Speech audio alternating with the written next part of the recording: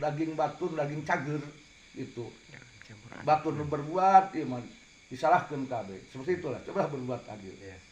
Kita hormati NU punya peran besar atas bangsa ini. Kita hormati pendiri NU-nya yang konon itu adalah wali-walinya Allah Subhanahu Wa Taala yang sekarang insya Allah masih.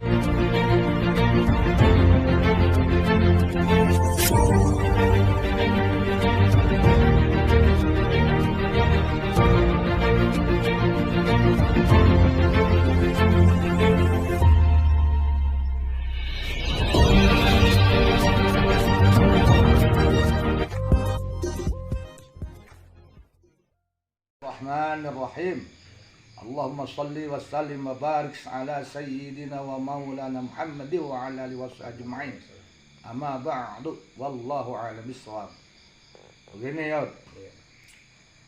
Terkadang Allah Subhanahu wa taala akan membuka seseorang yang sebenarnya jika orang itu lebih memamerkan dirinya paling benar, padahal di dalam dirinya ada hal yang sangat tidak benar, tetapi dia berperan di dalam lahiriah di hadapan manusia seolah-olah dirinya benar. Maka terkadang Allah Ta'ala membukakan siapa yang sebenarnya. Ayatnya itu Pak ya? Dibuka oleh Allah Ta'ala karena seringnya dia menampakkan bahwa dia seolah-olah mempertontonkan kepada manusia dia paling benar, paling suci. Dengan bukti seringnya dia menyalah-nyalahkan orang lain menurut kacamata dirinya, bukan karena dibimbingan dari Allah, dari nafsunya. Maka tidak menutup kemungkinan oknum ustadz itu pun terjangkit penyakit seperti itu. Itu adalah teguran dari Allah agar jadi pelajaran buat kita. Artinya kita kalau masih di dalam diri kita ini banyak kekurangan, banyak kezaliman, banyak hal yang haram, jangan pernah coba-coba terlalu ngurusi orang, nyalah-nyalahin orang yang kesalahan tersebut tidak jelas ada bukti. Menyalahkan seseorang hanya mengikuti hawa nafsu kita tanpa ilmu dan bukti dan saksi. Nah, padahal di dalam diri kita pun justru bercokol raja-raja kesesatan, kedoliman, raja-raja nafsu. Maka Allah akan bukakan, Allah pertontonkan aib kita, kedoliman kita di hadapan manusia agar manusia tahu bahwa inilah yang sebenarnya. Karena sebenarnya Allah Ta'ala tidak suka terhadap orang yang justru penuh kedoliman, tetapi dia menyembunyikan kedoliman itu sendiri, tidak diakuinya kedoliman, dan justru dia memandang orang lain, menuduh, menjustifikasi orang lain dolim. Maka Allah tidak suka. Allah akan tampakkan itu di hadapan manusia. Nah, terkait kasus oknum ustadz tersebut ya, bisa jadi ini adalah teguran dari Allah. Lamun cek bahasa Bantu bisa jadi kawalat gitu Pak. Bisa jadi karena ulama NU itu walaupun dipandang buruk oleh dia, NU ya NU, tetap NU itu punya peran besar. Seburuk-buruknya ulama NU, tetap dia masih terbaik dibandingkan ulama Wahabi. Benar. Seburuk-buruknya ulama NU lebih terbaik daripada ulama-ulama yang merasa dirinya bagus. Seburuk-buruknya ulama NU lebih bagus daripada ulama-ulama HTI. Ya, kenapa sebabnya? Karena ulama NU, walau bagaimanapun punya tujuan besar atas bangsa ini dengan politik kebangsaannya. Nah, tetap punya peran aktif andil dalam kelangsungan negara ini, baik dari zaman dulu sebelum mereka maupun sekarang. Dan ulama NU itu ahli berjanji, ahli maulud, ahli zikir, ahli saum, ya. Kekurangan ada, tapi kebaikannya lebih banyak. Ahli zikir bisa jadi karena keagungan zikirnya kemudian dihina, maka yang menghinanya justru dihinakan oleh Allah. Nah, orang Banten makawalat, setuju saya. Mudah-mudahan ini jadi pelajaran bagi siapapun. Ya, saya sebagai orang NU tentu memang mungkin bicara ini subjektif. Tapi kan hal yang wajar saya membela ulama NU. Masa saya ulama orang NU ngajarkan NU hidup makan jeruk, tetap saya akan membela ulama NU. Tapi sekalipun itu memang faktanya seperti itu. Apalagi di NU itu kan ada Mas NU, siapa datang mengancammu kan binasa di dalam durimu. Nah, itu kan sebuah doa yang dahsyat, yang selalu dibaca oleh orang-orang itu ketika DTD Banser. Nah, itu kan sebuah doa yang mungkin saja ada doa-doa dari ulama NU, dari NU yang diterima oleh Allah. Kebaliklah ke situ. Ini peringatan loh kepada semua yang anti NU. Jangan pernah Anda suudon, jangan menjustifikasi orang NU.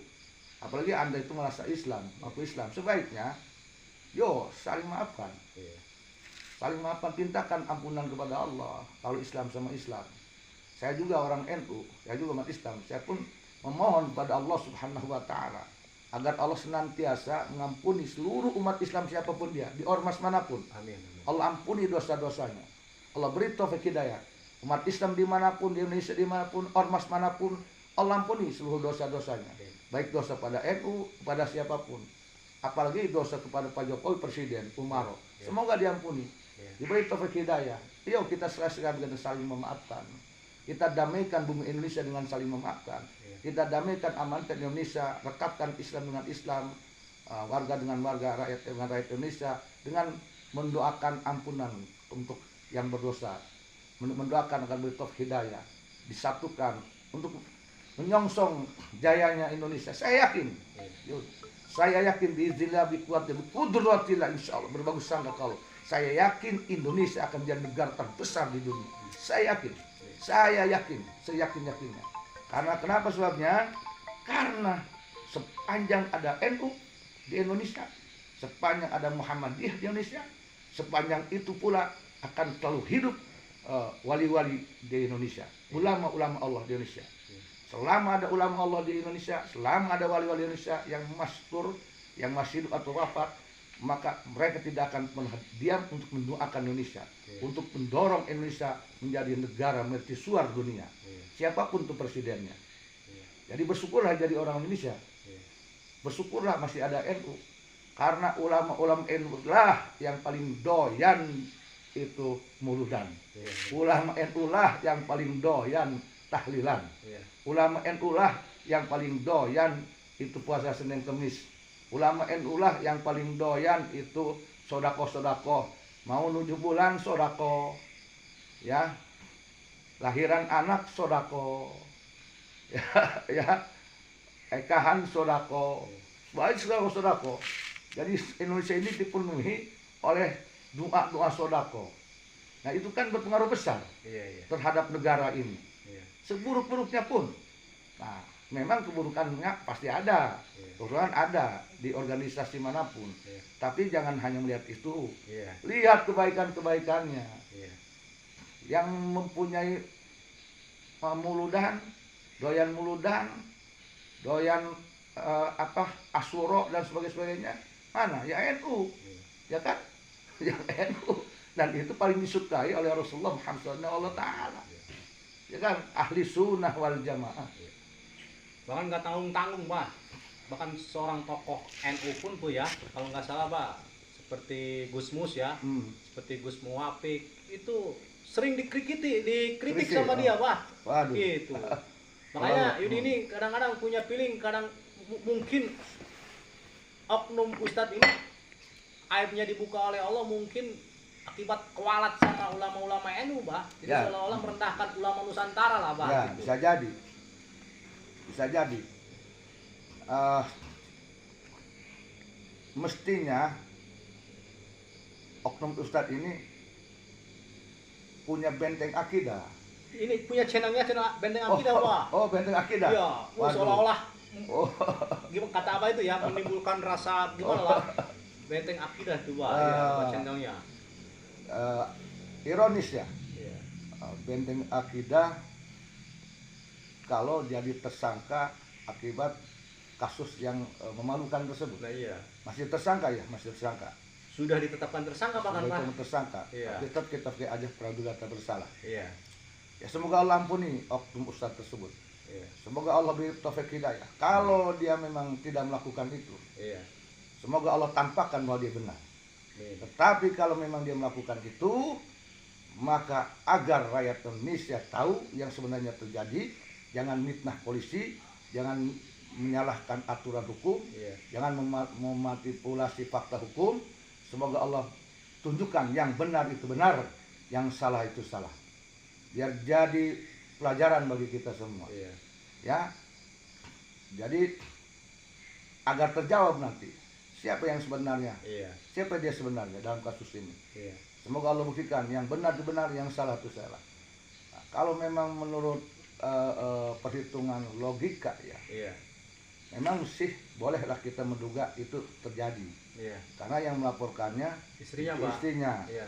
dan yang jadi korbannya santri. Dan ini sejak pelajaran gitu, bagi kita semua. Iya. Untuk siapa aja nih, Iya. kalaupun kalian tuh tidak suka ke NU, tidak suka ke oknum ulama NU, jangan sampai kebencianmu Iya.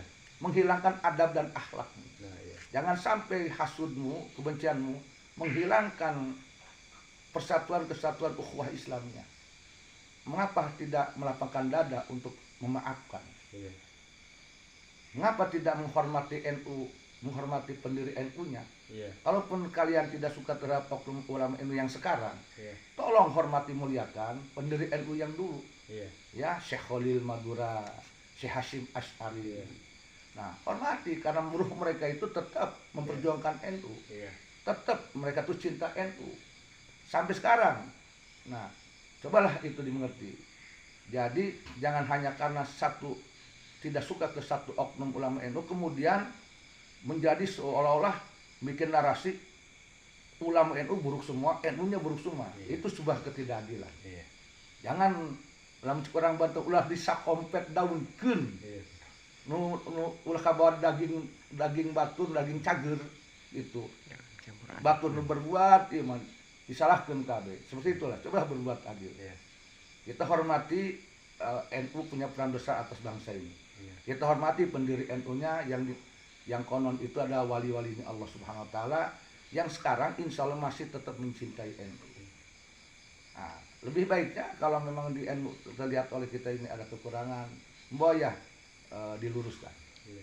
Ya, kembali tadi kepada oknum ustaz, semoga semua ulama-ulama, ustaz-ustaz yang punya pesantren dimanapun berada di Indonesia Iya.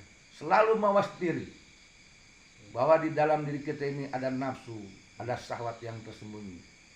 Maka tidak ada lain kecuali kita membangun diri kita agar nafsu kita ini tunduk pada Allah, ruh kita tunduk pada Allah.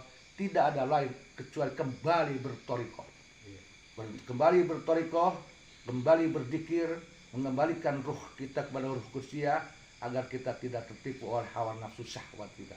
Sehingga pesantren dimanapun berada, nama baik pesantren, nama baik ulama tidak tercoreng oleh oknum-oknum ustadz yang seperti itu. Ya, itu harapan saya.